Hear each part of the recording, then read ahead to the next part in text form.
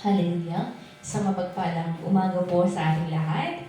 Tunay nga na naway ang bawat isa ay kagalakan ang makipag-isa sa Panginoong Hesus. Amen po ba?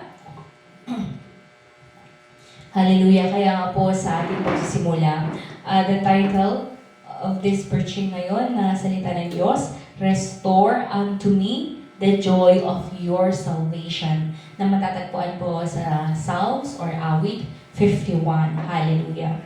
Tayo nga po'y sumandaling manalangin. Aming Diyos sa mananakila, salamat muli sa araw na ito na tunay nga na kami pinagtatagumpay mo na magkatipon upang muling papurihan ang iyong pangalan, upang muling alalahanin naman yung kagandahang loob.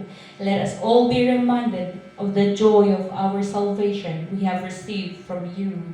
Amay dinadalangin ko, Diyos, sa patuloy na sa salita o Diyos Ama, napahatid ang mga pakagamitin mo lamang ako na tunay nga na ipaalala sa bawat isa mga kagalakan sa una naming pag-ibig sa iyo, yung kagalakan naman sa pagtanggap namin sa pagpapatawad na nagmumula sa iyo. At dinadalangin ko, naway mapalakas ang bawat isa at tunay nga o Diyos na hindi manghina, bagkus o Diyos, katulad ng agila, let us be refreshed. Let us be strengthened by your word. And we pray the Holy Spirit na siyang magpapaunawa. Siya o Diyos ang manatutulong sa amin. That the word of God, that your word will penetrate in our heart.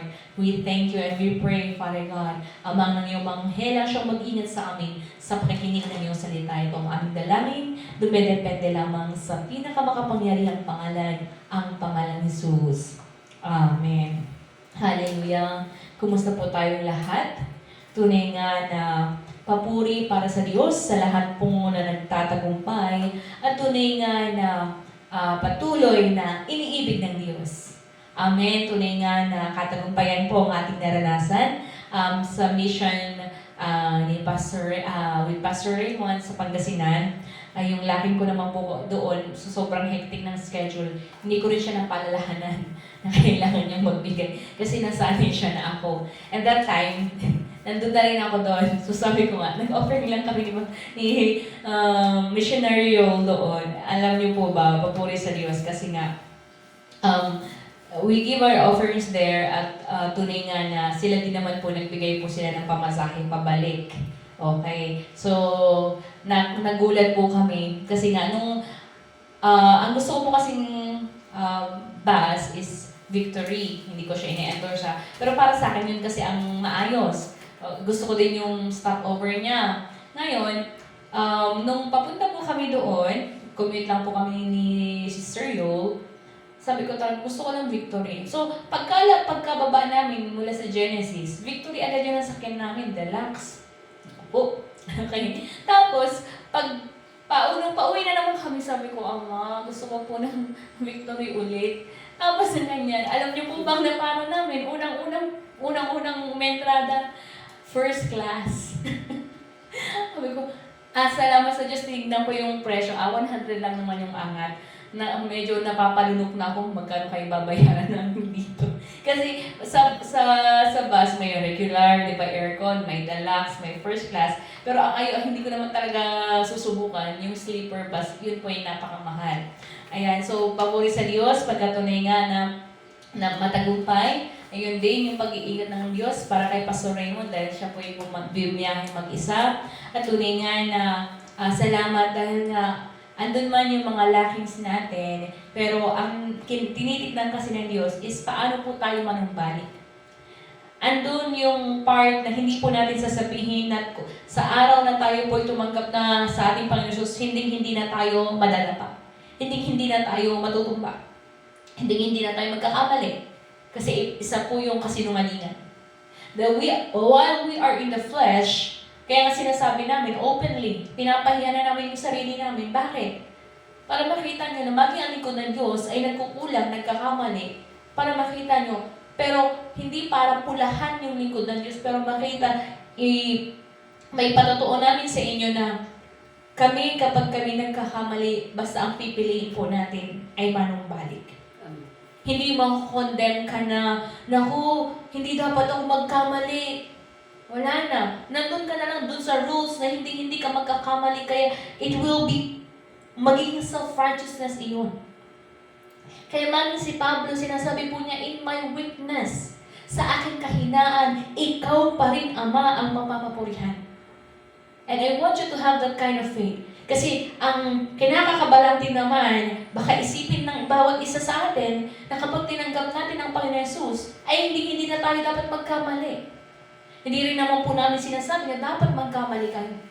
Pero in times na tayo ay manghina, doon nga po tayo dedepende sa habag ng Diyos, paano ba tayo manumbalik.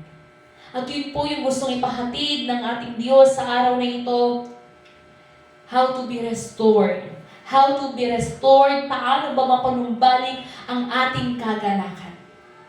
Tama po ba? Nung una nating narinig ang salita ng Diyos at tinanggap natin na Siya ang ating Diyos at tagapagligtas, Siya ang nagpatawad ng ating mga kasalanan, iba yung iyak natin. Sa araw na iyon, alalahanin nyo yung oras na iyon. Na tinanggap natin, tinanggap ng bawat isa, yung habag ng Diyos, that first love. Yung unang pag-ibig na naranasan natin mula sa Diyos. Pagkat sinasabi talaga, Siya po ang umibig sa atin. Tama po. Dahil sa ating karumihan, tayo po ay Kanyang pinatawad. Let us remember that. Let us remember that. At hindi natin yun kakalimutan. Isipin mo yung mga iyak natin that time, hindi ka naman umiiyak dahil naghihinagpis ka. Di ba yung iyak na yun, natural na lumalabas dahil iba yung kagalakan, iba yung sobra yung pasasalamat natin sa Diyos. I remember the night that I received the Holy Spirit. Sinasabi ko sa inyo, I am 12 years old, but hindi po ako tumigil na umiyak buong gabi. Hindi ko alam.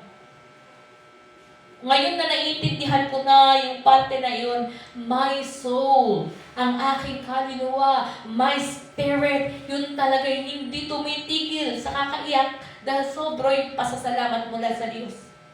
Sino ba ako na marumi? Sino ba ako na makasalanan?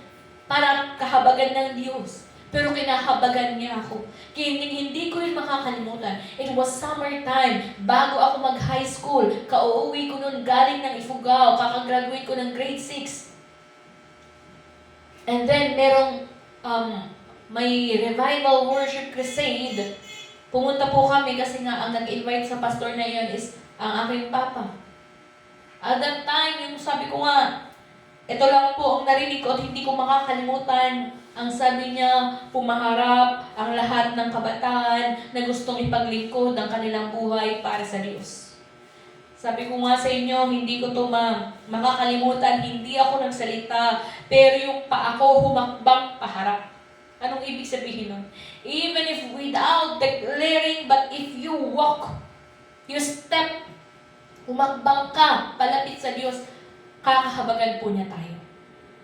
Alam niyo po kung ano po ang naghihiwalay sa atin mula sa Diyos ay ang kasalanan. Kaya nga ang tingin ng Diyos sa mga makasalanan na walang relasyon sa Kanya, hindi humingi ng tawad sa Kanya, patay sa harapan ng Diyos. Sa aklat po ng Isaiah, makipagbukas nga po tayo lahat, chapter 1,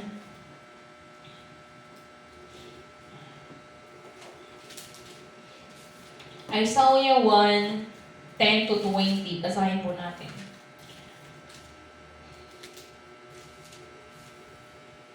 Sa aklat po ng Isaiah, chapter 1, verse 10.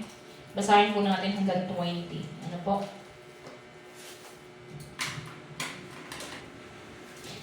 Mga pinuno ng Israel, pakinggan ninyo si Yahweh. Ang inyong mga gawa ay kasinsama sa Sodoma at Gomora. Kaya't pakinggan ninyo at pag-aralan ang karunungan ng Diyos ng ating bayan.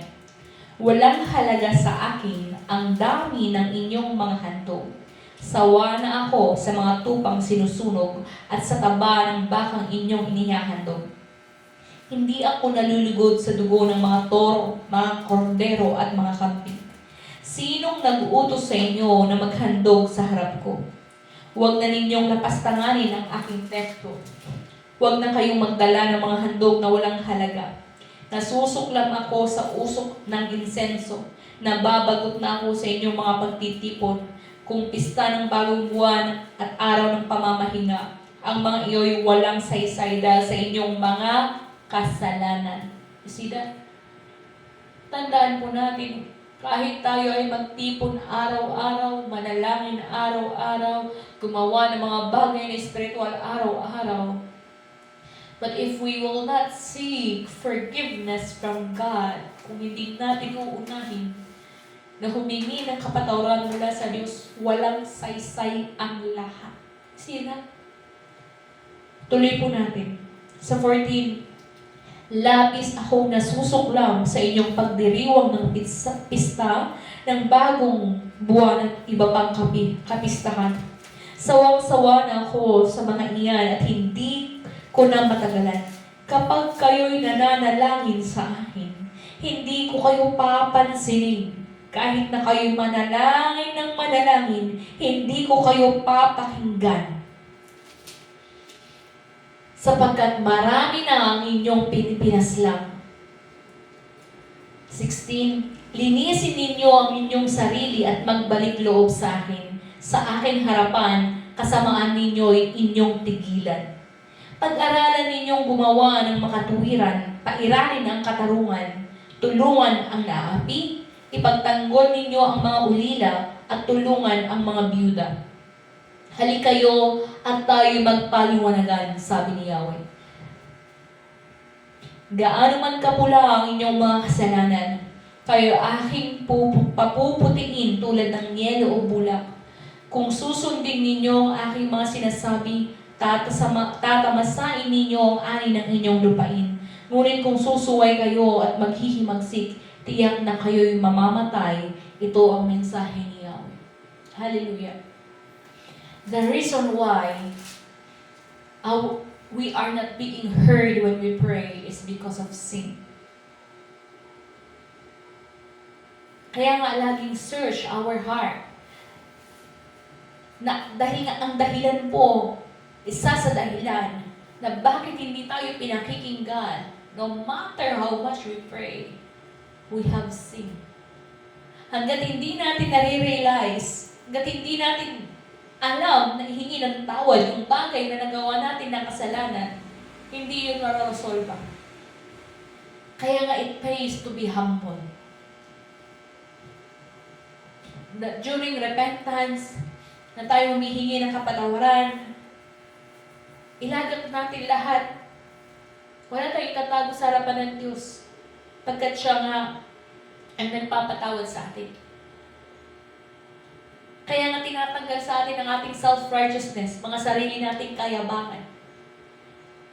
Dahil nga walang matuwid, wala ni isa. Romans chapter 6, verse 23, lahat po ay nagkasala. Kaya nga ang iglesia ng Diyos, the church, is the gathering of sinners. Hindi mga banal-banalan. Bakit tayo nagpapatuloy? Bakit tayo lumalapit? Bakit natin pinipilit na manumbalik sa Diyos? Dahil nga alam natin na tayo ay makasalanan. At kung mananatili tayong makasalanan, sa tingin nyo, tayo ay makakasama sa Kanyang kaharian? God is a holy God. And God requires holiness. Hindi ang Diyos ang mag-a-adjust. Nahahayaan niya na mabahiran ang Kanyang pangalan. Mabahiran ang Kanyang trono. Kaya nga, lagi tayong napapaalalahanan na ang anghel ng Diyos, okay, the archangel Luciel, nung siya po ay nagkasala, siya po ba ay nakapanatili sa langit where the glory of God is? No. Kaya nga, whenever we sin, kapag tayo po ay nagkakasala, ang tawag doon, we have fallen short of the glory of God. Ibig sabihin, nagkulang tayo sa kaluwalhatian ng Diyos. Nagkulang tayo sa kabanalan ng Diyos. Dahil nga, in ourselves, hindi natin magagawa na magpabalalin ang ating sarili in our own effort, in our own doing lamang. Tama po. Na by the leading of the Holy Spirit, ang tinig ng Banal na Espiritu ay kailangan nating marinig upang hindi tayo magpatuloy sa kasalanan. Kaya do not neglect the voice of the Holy Spirit. Kaya nga, we need the Holy Spirit. Sa mga hindi pa nakatanggap ng banal na Espiritu, as long as you are welcoming the name Jesus, the Holy Spirit, ang banal na Espiritu can work within. Okay. So, kapaligiran mo, beside you, andyan pa rin ang banal na Espiritu, hindi yan wala. Pero iba kasi yung nasa iyo na. Okay? Hallelujah. Kaya ngayon, may lagi nating naisin, na may kinuusap natin ako, na when we work for God, we can never go wrong in that decision. Sa paulit-ulit nating pagpili na magpatuloy na papurihan ng Diyos at paglingkuran ng Diyos, hindi yan magkakamali. Pagkat yun naman po talaga ang dahilan bakit tayo nabubuhay. Naisip mo ba, bakit nga ba ako nabubuhay? Bakit nga ba hindi pa kinukuha ng Diyos ang aking buhay? Para ba magpakasasa sa mundong ito? Kasi hindi ko pa naranasan na kung tatanungin niyo ako ng aking mga pangarap, ay gusto ko naman din mag-Iceland. Gusto ko din makaranas ng Switzerland. Gusto ko din makabisita sa Jerusalem, pero wag muna ngayon. Bakit wag muna ngayon? Ay baka mabomba ka naman. Okay. Pero yun nga, pero ang gusto nating Jerusalem is that new Jerusalem, yung bagong Jerusalem, in that new earth, pagkatapos po na magpunaw ang lahat dito sa daigdig na ito. And when we speak about the new Jerusalem, kapiling po natin ang ating Diyos. Hindi po yung existing na Jerusalem ngayon, ha? Hallelujah. Sa lahat po ng pangarap natin sa mundo, sa ating buhay ngayon, meron bang mas hihigit sa pagnanais natin na maligtas? Kasi kung mahihigitan ng mga naisin natin sa mundong ito, ang kagustuhan nating maligtas, doon po tayo natatalo. Kaya let us always remember, lagi po tayo dapat mapaalalahanan ng kagandahang loob ng Diyos na ibinigay niya sa atin. Isaiah ulit tayo. Isaiah 53. Paborito ko ngayon ng Isaiah, no?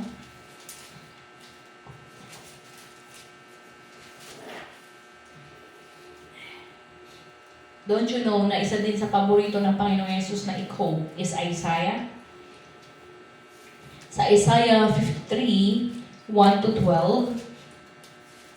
sumagot ang mga tao, sino ang maniniwala sa ibinabalita namin ito? Kanino mo ipinakita ang iyong kapangyarihan?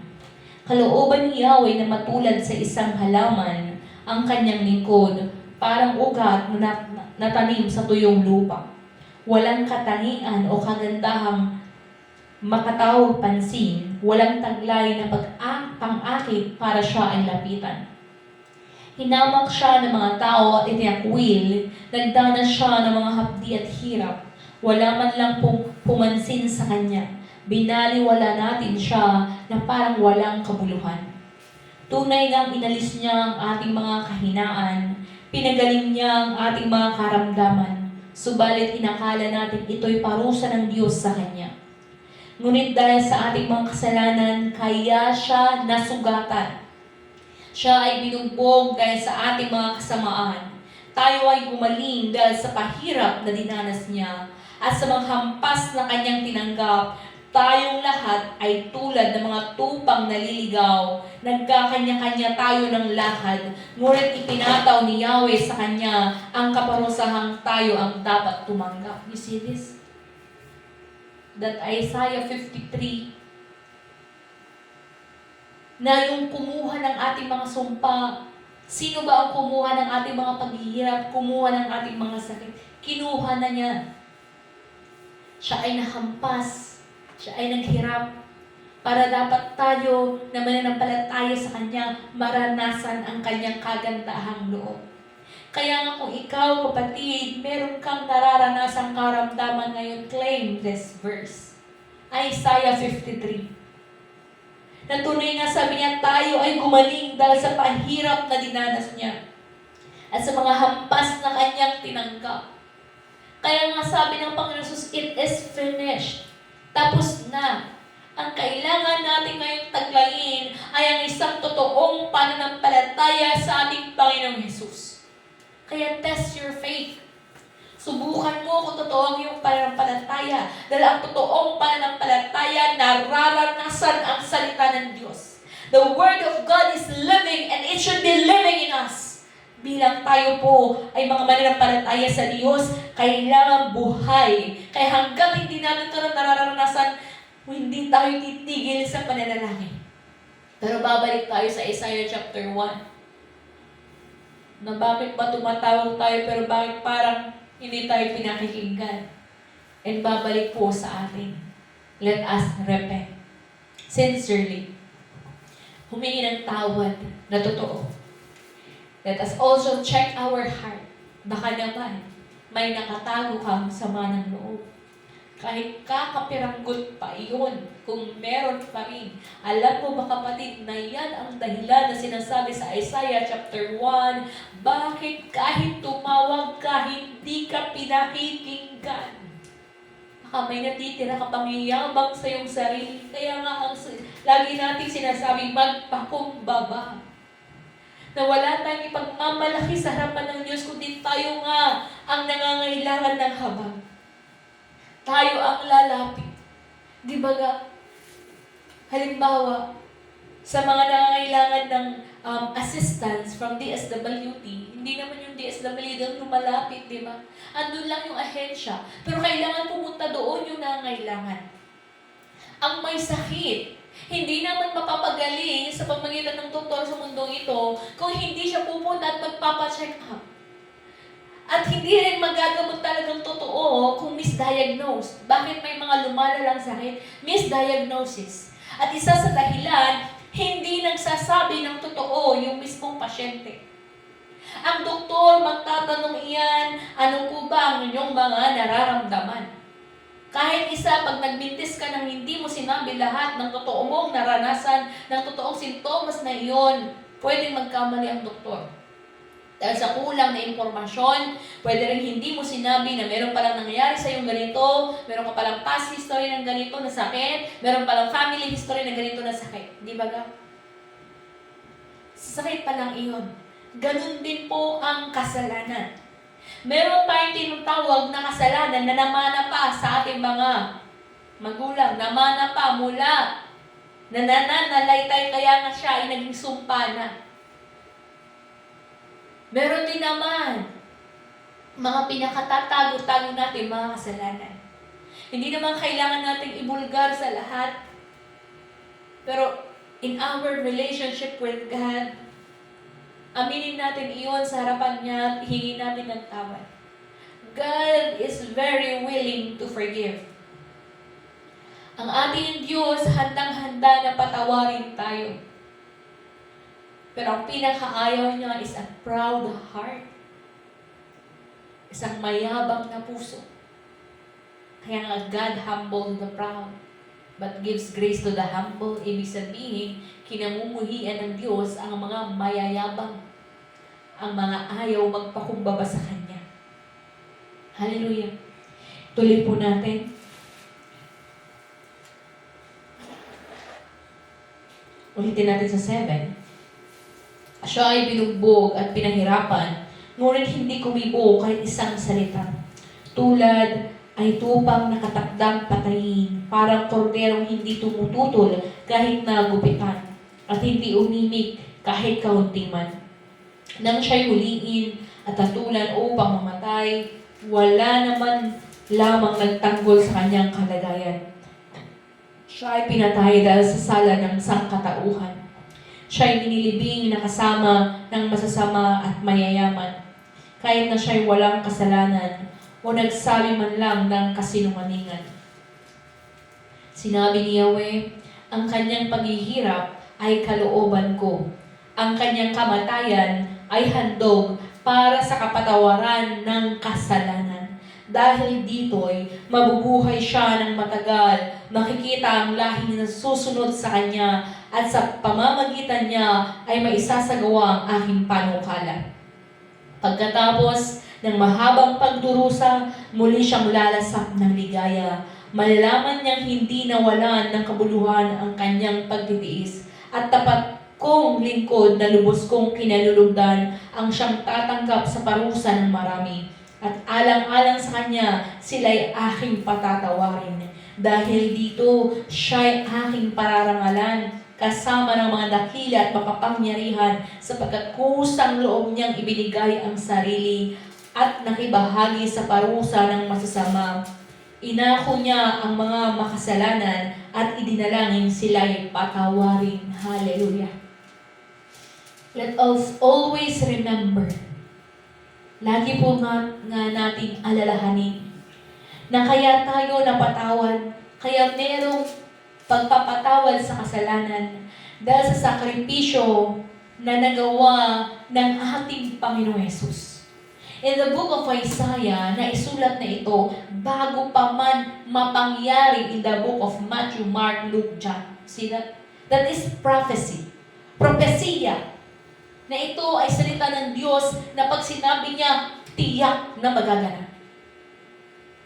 Kaya nga, sa tuwing tayo po ay nanghihina sa ating pananampalataya, sa tuwing gusto yung kasalanan yung manaig sa atin, pag dumating yung pagkakataon na gusto natin iwanan ang pananampalataya nito, idinadalangin ko at naway idalangin din ninyo na ipaalala ng Diyos ang Isaiah 53 na wala tayong karapatan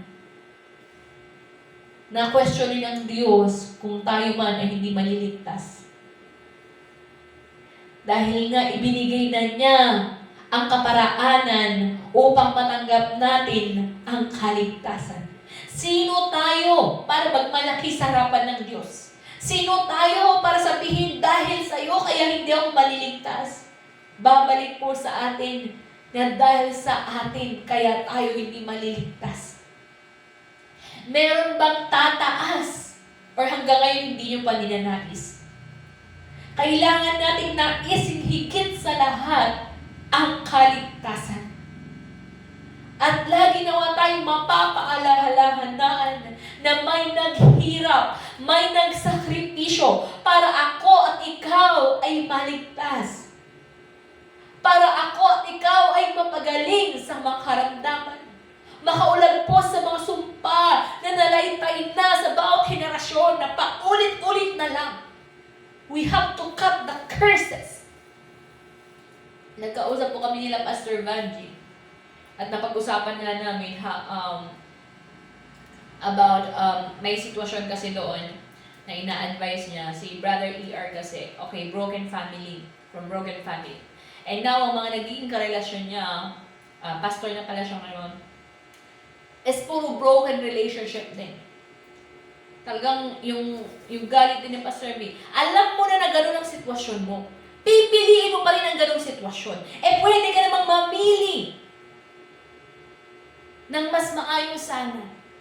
Wisdom. Kailangan gamitin ng wisdom. Kailangan gamitin ng wisdom. Hallelujah. Ibig sabihin, kailangan natin mabuksan ang ating isipan. Ano ba yung sumpa sa aking pamilya? Yun din po yung nung nagkausap kami ni Pastor Sharon, dahil nga nag-iisip kami ano ba yung para sa kanya.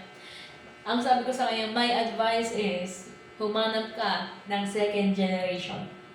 Pag ikaw ay first generation, sa mga dalaga, sa mga binata, sa mga, para sa mga magulang na may anak, simulan nyo na pong ipanalangin na dapat ang maging makakatuluyan ng inyong anak is dapat sana second generation o di kaya taong may totoong pananampalataya.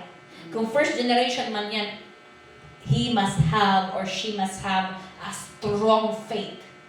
Kasi pareho kayo, ang mga unang henerasyon kasi, is sila, yung unang parang gagapang. Alam nyo, ang isang halimbawa nito, yung virgin forest, bundok, na lilinisan para matamnan.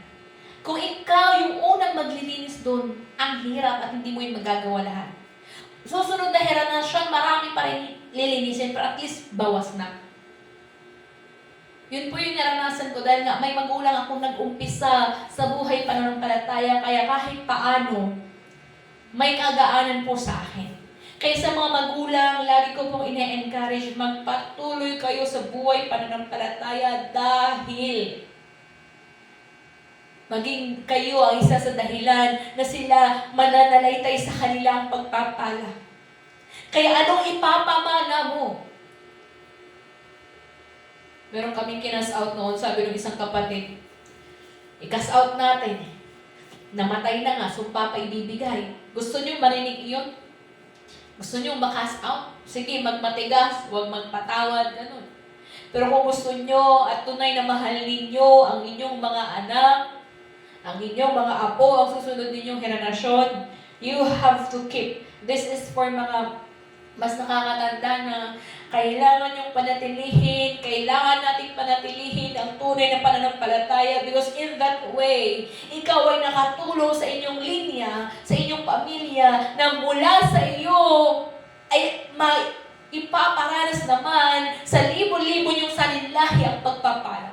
Bakit hindi natin panghawakan ang sinasabi sa Deuteronomy 28? Bakit nga ba hindi natin panghawakan ang pinangako ng Diyos sa Exodus chapter 20, verse 5? Na sa mga tumanggap at lumespeto sa Kanya, sa mga sumunod sa Kanya, di bagat ang pangako ng Diyos, ipaparanas ng Diyos sa libo-libong salinlahi. Okay? 5 and 6. Huwag mo silang yuyukuran ni sasambahin, sapagkat akong si Yahweh na iyong Diyos ay mapanagbubuing Diyos. Ang kasalanan ng mga magulang ay sinisingil ko sa kanilang mga anak hanggang sa 3 at 4 na salinlahi. Kaya nga tignan mo ang sumpa. Kung nagsimula ang sumpa na yun sa lolo at lola mo sa tuhod, bakit paulit-ulit? Naging cycle lang siya paulit-ulit hanggang sa hindi masolusyonan. Kaya we have to have a strong faith. Tapusin ang sumpa na iyon. Huwag nang ipasa pa. Kaya hindi totoo na minamahal tayo ng mga namatay natin kamag-anak na hindi naligtas, ha? Kasi yung mga ligtas naman, wala na pong pakialam sa atin. Yung ligtas na sila eh. Nakapahinga na sila. Hindi na sila mangingialam sa atin. Ang mga namatay na ligtas, nakapahinga, hindi na manggugulo, hindi na magbibigay pa ng sumpa. Ang ibinigay na po nila ay pagpapalang nararanasan na ngayon. Pero bakit may mga patay na hindi natatahimik at nanggugulo? They are cursed. Sila ay nasumpa at wala silang ibang gusto, kundi ikaw din ay masumpa. Gusto mong tanggapin iyon? Sige. Nagulat ako nung napunta kami sa Ilagan paulit-ulit. Hindi tumitigil. Do not love the dead. Huwag mong mahalin ang mga patay. Pag minahal mo ang mga patay, ibig sabihin pinipili mong kalabanin ng Diyos. Masakit ito. Sasabihin, wala tayong respeto sa patay. Babalik kong tanong, sino ang mas gusto mo i-respeto? Ang Diyos o ang patay? Sino ang magliligtas sa iyo? Ang patay o ang Diyos? Kaya nga isang kahangalan, sasabihin pa nila, gabayan mo kami. Ano? Gagabayan tayo ng patay? Paano? Saan? Papunta? Kung nasaan sila? Our guide is the truth from the Word of God. Kaya huwag panatilihin maging mangmang sa salita ng Diyos, kulang sa kaalaman. Lagi natin naisip, sige, kulang pa ako sa kaalaman, kailangan kong matutunan, kailangan ko pang marinig ang salita ng Diyos upang tumibay pa ang aking pananampalataya. Noong pumunta kami sa Ilagan, pinaalam ko na kay Pastor Arsenio. Sabi ko, habang nananalangin kasi ako sa kanilang church, sabi ko, dati naman po sila, kami po, kasama naman po ako doon. Nagsimula din po kami sa house church. Sinabi ko po kay Sister Yol, nagsimula sa may, alam niyo yung sa may veranda. Tapos, after that, nagpadamara pa kami kasi kulang. After that, nagpagawa kami ng side, wherein, pag weekdays, paradahan siya, pero pag Sunday, ganito din kaluwang, di ba? Hanggang dito. Yung hall natin dito, ganun po kaluwang na worship hall, ginawa po namin sa side. Ilang taon po yun. And now, they are blessed na meron po silang sariling church. Wherein, napipicture out ko na, yun, doon naman din po tayo papunta. Pero kung ano man ang meron tayo ngayon, kailangan nating magtiis.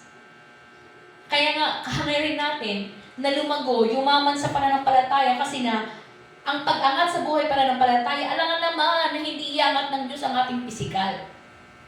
Kaya lagi tayo ine-encourage na sa pananampalataya ito, bawal ang tamad. Both ways. Bawal ang tamad sa spiritual, bawal din ang tamad sa pisikal. Kailangan natin parehong magsipag.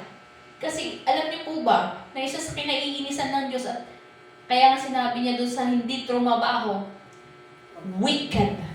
Napakasama. Isipin mo, sa paningin ng Diyos, yung taong walang ginagawa o tamad, kung sasabihin natin, sa simpleng term, ay masama sa paningin ng Diyos. Napakasama sa paningin ng Diyos.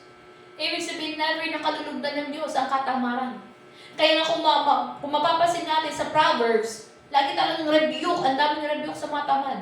Ang daming rebuke sa kahangalan, ang daming rebuke sa pagiging ma-pride sa Book of Proverbs. Kaya maganda po talaga magbasa ng aklat ng kawikaan kasi nga, napakasimple pero diretso talaga. Walang paligoy-ligoy. Ayun nga, sabi ko nga, sa Jeremiah 33:29, na ang salita ng Diyos ay parang martilyo. The Word of God is like a hammer and a fire na talagang kailangan madurog ang ating mga puso para tayo nga po ay may tuwid. Sa Hebrews 4:12 naman, na ang salita ng Diyos ay magkabilang tabak. Kaya nga sa mga sensitive na tao, hindi talaga nila kakayanin ang totoong salita ng Diyos. May maraming mga preachers takot na ihayag, halimbawa, ang pagbibigay kasi sasabihin daw ng mga tao, ayan, nanghihingi na naman siya ng donasyon. kabado 20 ang mga maghahayag ng gano'n kasi nga, iisipin ng mga tao, naku, ang pastor na lamang pinapayaman namin. But I'm telling you, kaya po tayo magbibigay dahil nga gusto nating sumunod. Wala po itong sapilitan. Ang salita po ng Diyos ang ginagamit natin whenever we give, offer, or challenge para malaman po natin na sa salita ng Diyos ay buhay at totoo na hindi nga po niya pagkukulangin ang mga nagtatapat sa Kanya. Eto, ako na lang. Kasi, of course, magpapatotoo ng sarili kong patotoo. January time was very crucial. Dahil nga andun talaga yung call, parang kayo sa Macedonia. Katulad nung tinatawag si Pablo na, punta kayo dito. There's a call from Pangasinan. Now sabi ko, sige. Nanalangin din ako, I'm willing to give up my career. Alam niyo yun, mahirap para sa akin din yun kasi nga, sustenance namin yun eh. Kasi hindi nga po kami umaasa sa sustento mula sa church lamang kasi nga, nandun tayo sa pag-uumpisa, hindi mo talaga maaasahan. Okay. Pero sabi ko, I prayed. Give me 4 days na pwede akong kumita para naman, anumang mangyari, meron naman akong pamasahe. Alam mo yung napakabuti ng Diyos dahil hindi niya hihiyain ang kanyang salita. Kasi pinangahawakan ko po ang salita ng Diyos in Matthew 28. Therefore go and make disciples among... Alam niyo sa verse 20? I will be with you. Ibig sabihin, nasaan ka man, as long as ginagawa mo ang trabaho ng Diyos, ang pangako niya, I will be with you, ibig sabihin, hindi niya pababayaan ang kanyang lingkod. Kaya nga lagi tayong mapaalalahanan na tunay nga na bakit nga ba tayo makikipagtrabaho sa Diyos? Dahil ba gusto natin kaligtasan? Hindi, ligtas na tayo eh. Ligtas na tayo, not by our works, hindi dahil sa ating trinabaho, kundi sa ating pagtanggap na totoo sa regalo ito ng ating Panginoon. John chapter 1 verse 12, di ba nga, tayo'y pinapaging anak ng Diyos sa panahon na totoo, that we believe, we accepted, we receive the name Jesus. That's it. Pero ang tanong, pagkatapos mong tanggapin ang napakalaking biyayang ito, this great salvation, pagkatapos mong tanggapin ang kapatawaran mula sa Diyos, wala ka man lang bang gagawin? Nasaan that grateful heart? Ibig sabihin, ang pagnanais na makipagtrabaho sa Diyos is a normal response ng isang tao na nakatanggap ng sukdulang biyaya mula sa Diyos. Ang kapatawaran at ang kaligtasan. Normal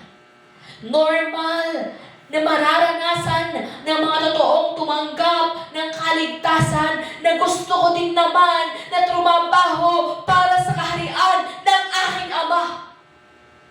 Ang tanong, kanino ka nagpapagamit? Sino ang iyong Ama? Sino ang iyong pinakikinggan? Kaya nga lagi natin sinasabi sa mga panahon na mga pumapasok sa ating mga isipan ay mga negatibo.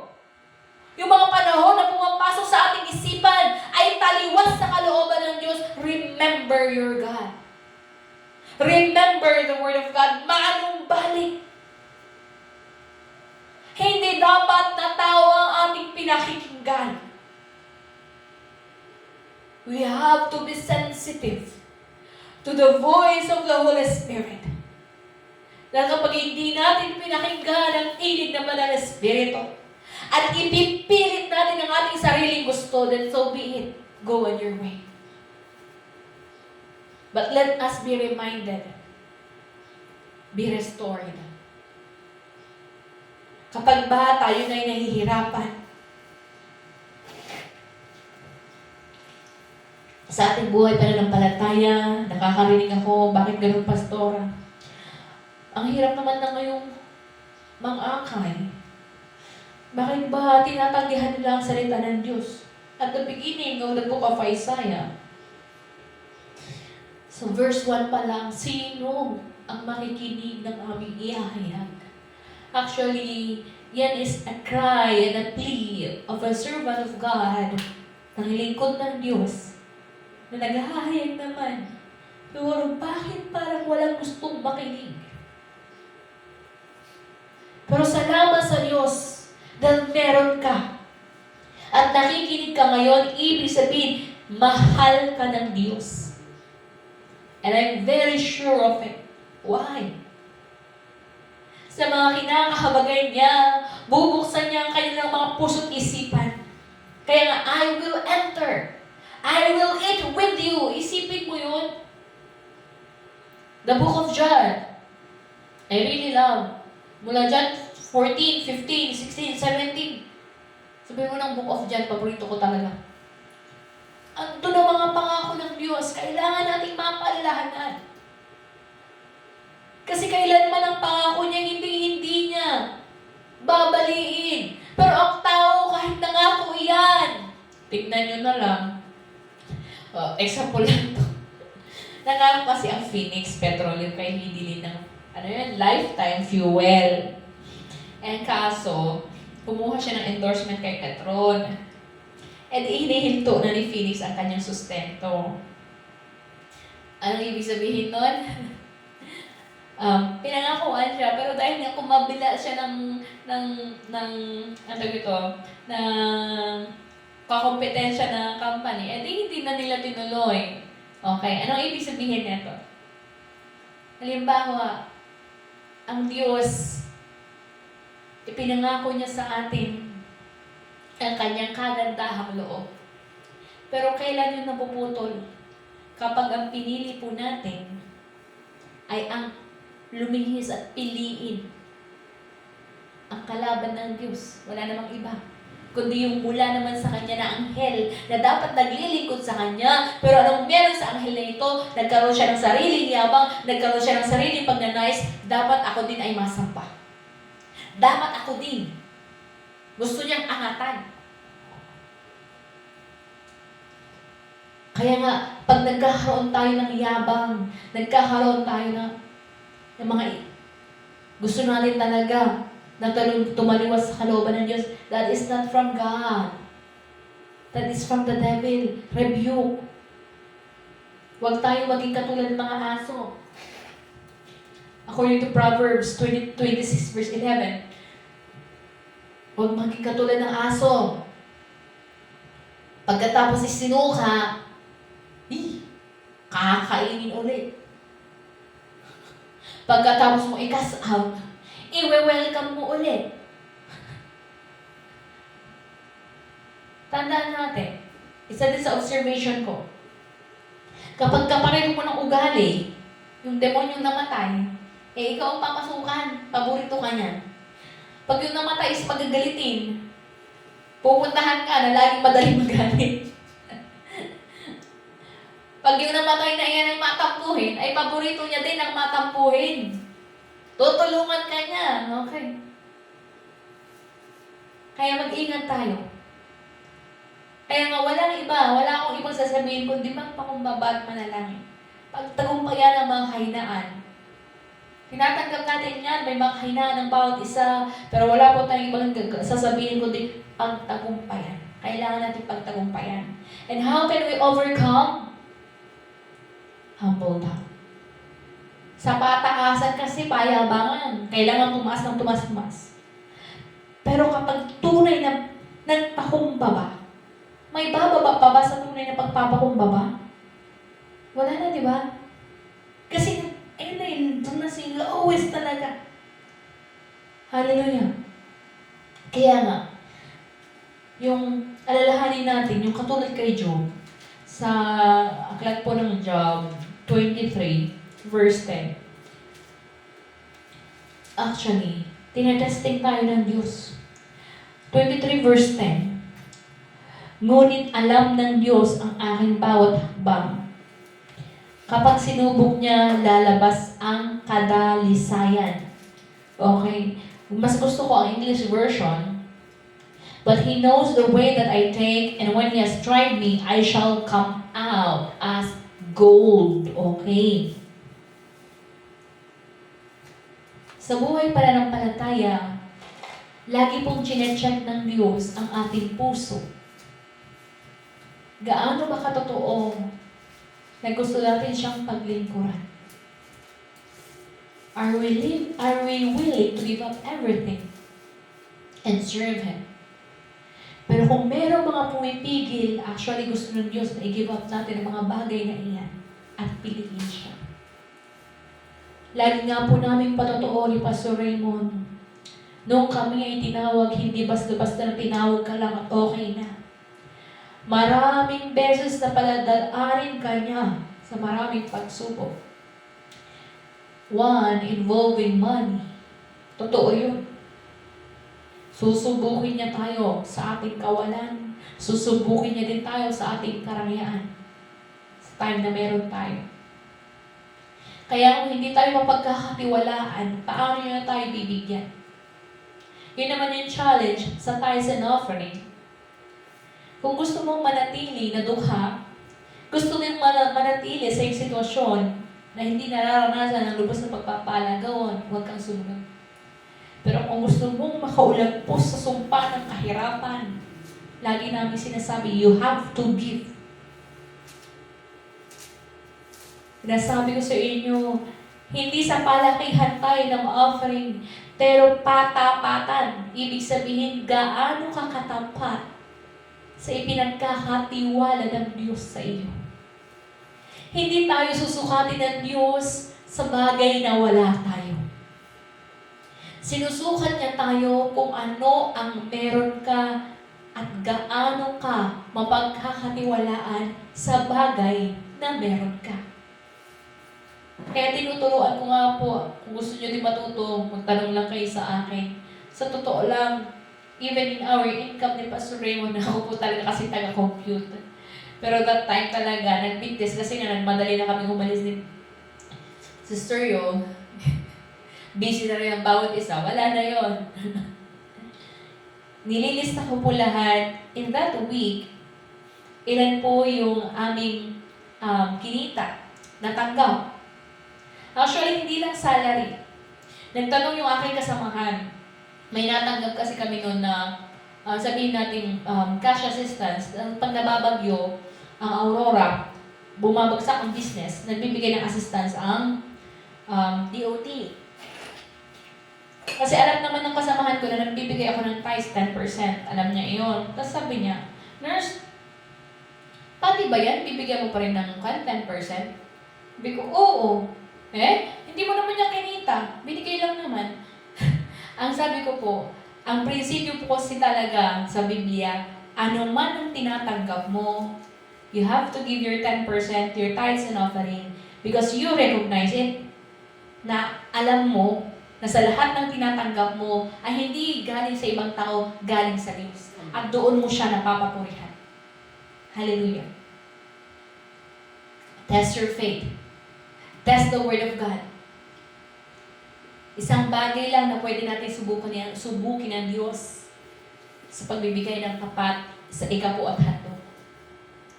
Gusto po namin na umangat ang bawat isa. Umangat sa buhay pananampalataya, kaya nga tayo nagtuturo sa katotohanan lang.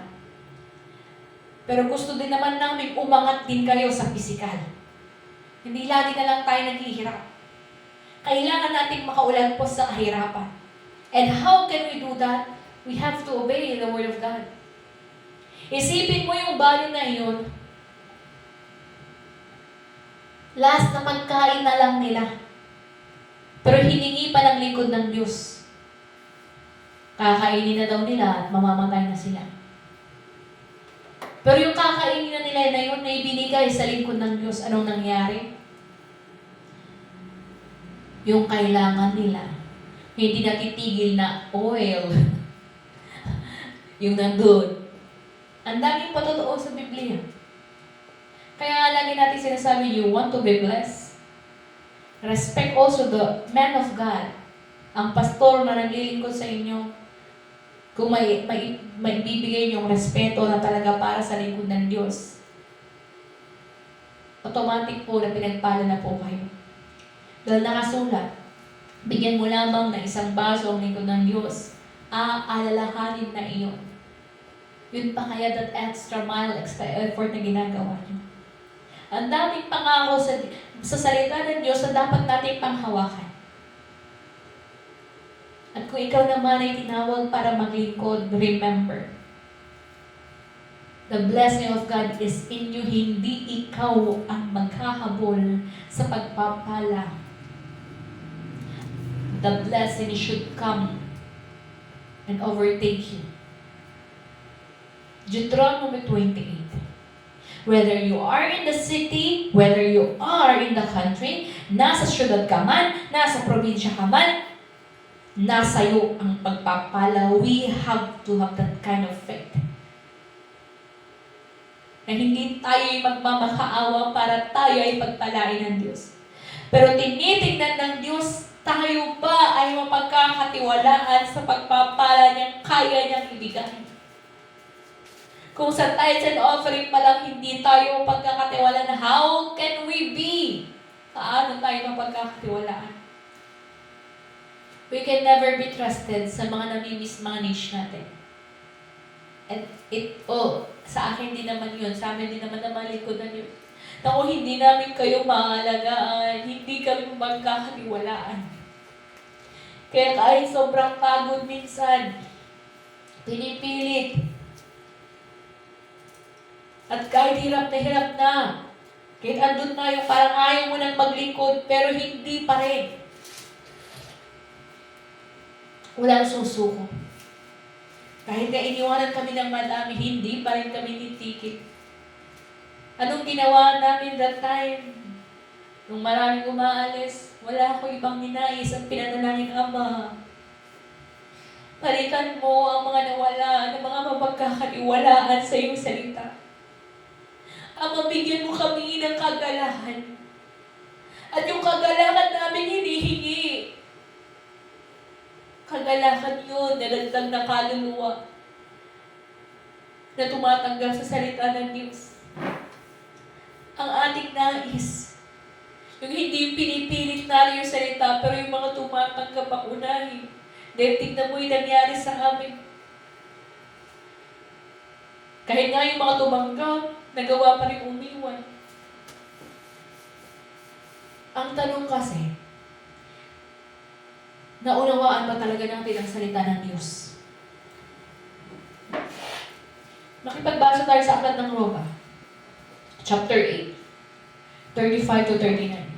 Meron pa talaga kasi na makapaghihiwalay sa atin sa pag-ibig ng Diyos. Is there a valid reason na pwede na natin iwanan ang pananampalataya nito?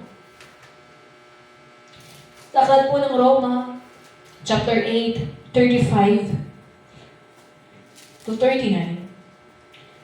Sabi po dito, sino ang makapaghihiwalay sa atin sa pag-ibig ni Kristo? Ang kaguluhan kaya? Ang kapighatian? Pag-uusig? Pagkaguto? Kahirapan? Panganib? O kamatayan? Ayon sa nasusulat, dahil sa inyo'y buong araw kaming pinapatay. Turing nila sa amin ay mga tupang kakatayin lamang. Hindi. Sa lahat ng mga ito, tayo lalong higit pang magtatagumpay sa pamamagitan niya na nagmamahal sa atin. Hallelujah. 38. Sapagkat natitiyak kong walang makapaghihiwalay sa atin sa kanyang pag-ibig kahit ang kamatayan o ang buhay, ang mga anghel o ang mga pamunuan at ang mga kapangyarihan, ang kasalukuyan o ang hinaharap, ang kataasan o ang kalaliman o alinmang nilalang ay hindi makapaghihiwalay sa atin sa pag-ibig ng Diyos na ipinagkaloob sa atin sa pamamagitan ni Kristo na ating Panginoon. Hallelujah. Kung aaralin mo sa mga past experiences, even in Ilagan, ang dami din. Yung mga dating, isipin mo noon nung nag-power camp kami, napakadaming kabataan. Pagpunta namin ni Sister Yol, nasaan na sila? Wala na. Isipin mo yun. Pagkatapos silang tanggapin, kaya nga nakakakaba. Kasi nga natanggap na nila ang banal na spirito. Alam na nila ang casting out of demons. Alam na nila ang kaaway na ituro na sa kanila. Talagang na-review doon ng sobra-sobra talaga is the workers na parang nag-i-stagnant na in faith. Kasi nga, ang salita ng Diyos is unique. It's about individual na nakikinig. Dahil sila ay matatagal na nakatanggap din ng salita ng Diyos, the rebuke of God is that you are dying because you are not working. Nag-stagnant ka in faith because you are not stretching your faith. Kulang. Sipin mo ang taong hindi nagumalaw, may stroke talaga yan. Kaya nga, ina-encourage tayo na gumalaw-galaw, may exercise, ayan. Diba, ang healthy lifestyle, isipin mo, ang prinsipyo para sa physical, hindi siya nalalayo sa prinsipyo ng spiritual. There is physical exercise, but there is also spiritual exercise. Hallelujah. Kaya tayo naman, sabi ko nga sa kanila, huwag nyo namang sabihin na kayo na mas marami, kayo na mas established, hindi nyo nga problema ang pananambahan ninyo. Sabi ko, kami doon, alam nyo bang inaalimusta kami dito sa Aurora?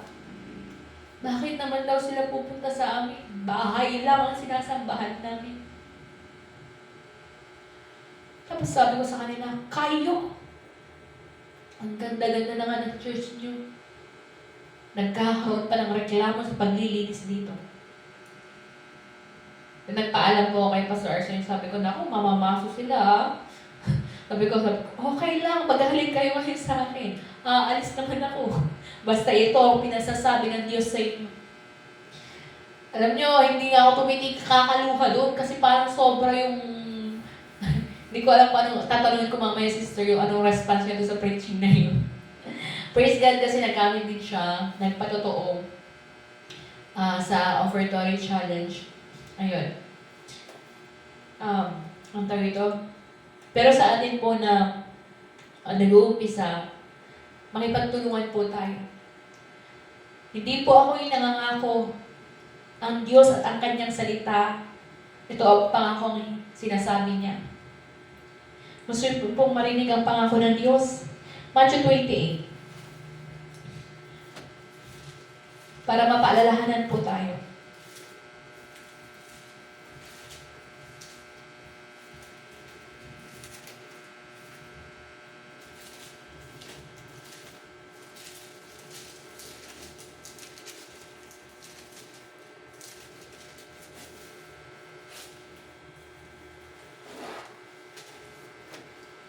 Sabihin yung 10 minutes before the time.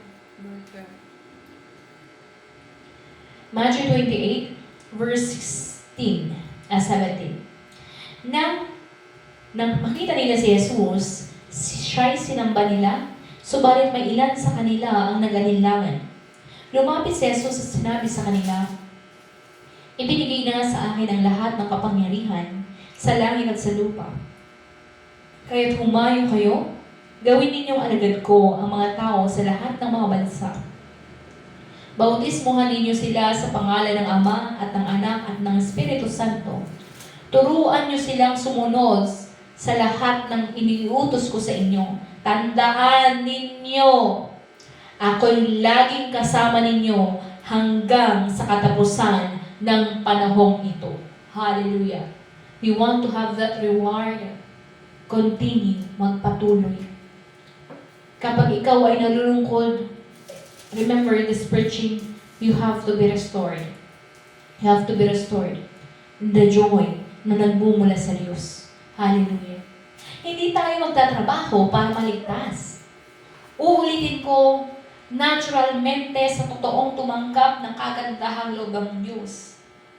Paano natin maipapakita that grateful heart to continue working for God without being asked.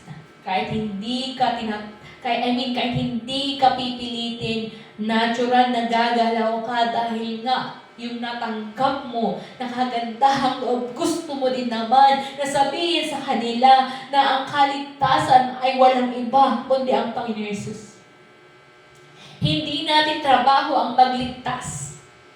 Ang trabaho natin ay maghayag, ang trabaho natin ay mag-akay, ang trabaho natin ipakilala ang Panginoon Jesus sa ating buhay. That we have to be a light, we have to become the salt, asin, para hindi sila mabulok.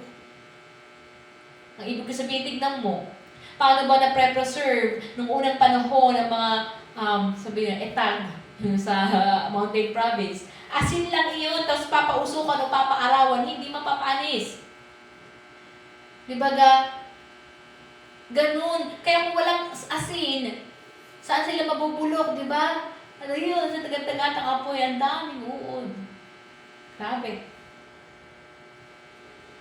Kasi nga, iiral sa atin ang pag-ibig. Iiral sa atin. Mapapaalalahanan tayo na merong gumawa. May nagsakripisyo para ikaw at ako ngayon ay may kaligtasan. Hallelujah. Hindi ba sapat iyon para tayo po ay mahimok na magkaroon ng pagnanais na makipagtrabaho sa Diyos. Last night, the preaching is mothership. How to be a mother. Okay? Pero may mga mother na pagkaanak, wala nang pakialam sa anak. Ayun yung mga walang responsibilidad. But we have to be accountable. Accountable in such a way na may pakialam tayo sa bawat kapatiran. Isipin mo lang ko ang sinasabi, pag nawala ito, that little finger, hindi ba masakit? Kaya pag nalalagasan na tayo sa iglesia ito, masakit na masakit. Totoo po yun. Pero wala naman tayong magawa sa mga gusto talagang kumawala, gustong manumbalik sa mundo. Pero sa mga natitira ngayon, pilitin po natin na lumakad sa katotohanan. We know na mahirap, kaya nga magtutulungan at mag-uunawaan. We have our goal. Eternal life is our goal. Heavenward is our goal. Ang gusto natin ay langit. Tanong ko naman, kaya mong i-give up ang kaligtasan dahil pagod ka na? Kaya mong i-give up ang reward dahil nagtakbo ka dahil masama loob mo? Or babalik tayo sa Biblia na anumang mangyari, walang makapaghihiwalay sa atin sa salita ng Diyos. Balikan natin ang Psalms 51. Ito po ay ginawa ni Haring David nung siya po ay nagkasala. Na even siya po, kilala na ang Diyos, may kahinaan siya. Kaya nga nagkasala siya. Pero that response, pagkatapos siyang ma-rebuke ni Propeta Nathan sa kasalanan ginawa niya, hindi siya na nagmatigas. Siya po ay nagpatira pa at humingi ng kapatawaran. At ito po ang kanyang panalangin. Ako'y kaawaan mo. Ako'y kaawaan, o mahal kong Diyos. Sang-ayon sa iyong kagandahang loob, mga kasalanan ko'y iyong pawiin, ayon din sa iyong pag-ibig sa akin. Linisin mo sana ang aking karumihan at patawarin mo ang aking kasalanan. Mga pagkakasala ko'y kinikilala, di ko malilimutan laging alaala. Sa iyo lang ako nagkasalang tunay, at ang ginawa ko'y di mo kinalugdan, kaya may katuwiran ka na ako'y hatulan, marapat na ako'y parusahan.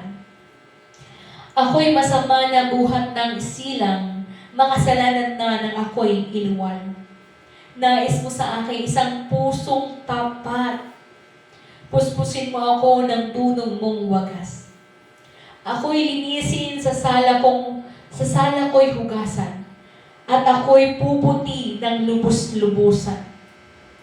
Sa galak at tuwa, ako'y puspusin. Butong nanghihinay muling palakasin.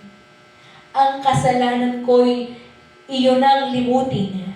Lahat kong nagawang masamay pawiin. Isang pusong tapat sa aking likhain. Bigyan mo, O Diyos, ng bagong damdamin. Sa iyong harapay huwag akong alisin. Iyong banal na espiritu'y paghariin. Ang galak na dulot ng iyong pagliligtas, ibalik at ako po'y gawin mong tapat. In verse 12, restore to me the joy of your salvation and uphold me with a willing spirit. Hallelujah. That joy, yung kagalakan na iyon, nung ating tinanggap ang kagandahang loob ng Diyos, that we always be refreshed, na hindi tayo makakalimot. But we will always remember the time na inibig tayo ng Diyos. Kaya kung sa pagkakataon ngayon, ikaw ay nahihirapan, ikaw ay naguguluhan, remember the joy. Napakahirap sa isang mananampalataya na mawala na ang kagalakan sa pananampalataya. Ang mawala alam mo yung gusto mo talagang makinig, gusto mo talagang makaalam. Pag nawala iyon, delikado. Para sa isang relasyon na lang. Bakit naghihiwalay? Hindi na ako masaya. Kaya nga lagi natin i-check ang ating puso. Nasaan ang aking kagalakan? Pag naagaw ng mundong ito ang kagalakan na iyan, delikado. Kaya nga bakit maraming umiiwan? Lalong pinadaan ng Diyos sa testing of faith, hindi na kayanan bumalik sa mundo. Kaya always be restored. Ano ang pinakamahalaga sa buhay mo ngayon? Kasi kung hindi mahalaga ang kaligtasan, madali mo lang yang give up. If you did not fully understand, ano ba yung tinanggap natin? Kung hindi mo lubos na naunawaan ang sukbulang biyaya ng Diyos, madali lang talaga na talikuran ng pananampalataya nito. Pero lagi nga tayong pinapalalahanan ng Diyos, meron bang pwedeng ipagpalit sa kaligtasan ito? Na ngayon ay pinapaunawa sa iyo at sa akin. Piliin po natin ang kagalakan. Kaya nga, even joy in suffering, we must possess that. Na kahit tayo nahihirapan, andun pa rin yung kagalakan. Imposible iyon, pero posible po kapag ang kagalakan natin ay matatagpuan lamang sa ating Diyos na buhay. Hallelujah. So 13, kung magkagayon na aking tuturuan, sa'yo lumapit ang makasalanan. Ingatan mo ako, tagapagligtas ko, at aking ihayag ang pagliligtas mo. In English, my tongue will sing aloud your righteousness. In 15, tulungan mo akong makapagsalita at purihin ka sa gitna ng madla. Kung meron pa sa atin ang nahihiyang magpatotoo, let this be a call for us. Kailangan nating manalangin, bumuka ang mga labi para makapagtotoo. Kasi paano ka nga maghahayag kung hindi ka magsasalita? In 16, hindi mo nais ang mga handog, di ka nalulugod sa aking sinunog. Ang handog ko, O Diyos, na karapat-dapat, ay ang pagpapakumbaba't pusong mapagtapat. Isipin mo iyon, kapatid. Na ang pinakaunang handog na nais ng Diyos sa atin ay pagpapakumbaba at matapat na puso. Ibig sabihin ang ating sarili na gustong ipaglingkod sa Diyos na totoo. And to be a humble servant of God. Iyong kahabagan, O Diyos, ang Zion at ang Jerusalem ay muli mong ibangon. At kung magkagayon ang handog na haing dala sa dambana, torong susunugin, malugod na ito'y tatanggapin. Hallelujah. Kaya nga, before we offer our offering, di ba't nagre-repent tayo? Ano nung balik tayo? Lagi pong pinapaalala na walang silbi. Kahit milyon pa ibigay mo, kung hindi tapat yung puso sa pagbibigay, kaya always check. Hindi lahat, alam niyo po ba na hindi lahat ng offering tinatanggap ng Diyos? But if the offering that you give, kahit magkano lang iyan, kung tapat at totoo na ikaw ay nagbigay, it will be accepted. At alam mo po bang ibig sabihin pag tinanggap ng Diyos ang iyong handog, ibig sabihin pagpapalaw lubos ng iyong mararanasan. Hallelujah. Wala pong ibang nais ang mga lingkod ng Diyos sa iglesia nito, kundi tayo nga maranasan natin ang pagpapala ng Diyos. Maranasan natin ang kagalakan. Na hindi tayo kaaba-aba lamang. Kundi tayo po ay may pag-asa. Na mamuhay tayo at nagpapatuloy sa pananampalatayang ito sa pag-asa ng ating pinangahawakan, ang ating hope, our very hope, the first resurrection. Hallelujah. Kaya nga sa ating pagtatapos, tayo nga po is mandaling manalangin. Let us repent sincerely. Sa mga panahon na tunay nga na nagkaroon tayo ng mga negatibong puso, nagkaroon ng pagnanais na iwanan ng paglilingkod, nagkaroon ng pagnanais na talikuran ng pananampalataya ito, humingi tayo ng kapatawaran. Humingi tayo ng kalakasan na mula sa Diyos. At tunay nga that our joy will be restored. Let us call the name Jesus 3 times to begin to pray. Jesus, Jesus, Jesus. Aming Diyos, Ama na dakila. Ama na mahabagin. Salamat sa pag-ibig mo sa iglesia ito. Mula sa iyong mga lingkod at sa lahat ng miyembro, Diyos, Ama. Mula dito sa Aurora, sa Jose, sa Pangasinan, sa Pampanga, sa Tagolwan, Ama, O Diyos, parigan, sa saan kahabagan mo kami. Ama, tulungan mo kami, O Diyos, Ama, patawarin mo kami sa mga hindi ka nais-nais, Ama, na aming Ama, ginawa, sa mga pagkakataon na kami nanghina at nagkaroon, o Diyos Ama, ng kaisipang iwanan ang pananampalatay ito. Ama, patawarin mo kami, O Diyos. Forgive us, Father God, forgive us, Father. Ama, tulungan mo kami, panumbalikin mo ang kagalakan, Ama, ng bawat isa. Kagalakan sa paglilingkod, kasiglahan, O Diyos, Ama, Father God, sa patuloy, Ama, na pagpupuri sa'yo. Ama, habang inaantay namin ang pangako mo, Ama, ang pinanghawakan namin, our very hope, the first resurrection, Father God, here we are. Ama, linisin mo ang bawat puso isipan upang kami maging tapat. Kung meron pang natitirang mga sama ng loob, tanggalin mo, Ama. Father God, tulungan mo kami. Ama, magtagal ng pusong handang magpatawad.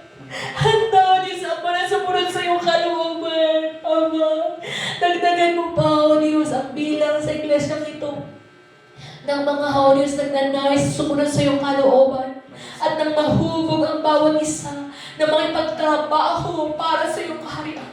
Father, bless this church. Bless our soul. Bless our spirit, Father God. Give us the joy in the name of Jesus. In the name of Jesus. Ama, maraming salamat, and we declare blessing upon blessing sa bawat isa na narito at nakinig sa iyong salita. Ama, pagpalain mo, Diyos, ang bawat isa na tunay nga nagnanais, Father God, na papurihan ka, nagnanais, Ama, na magpatuloy sa buhay pananampalataya. Ama, ito ang aming dalangin.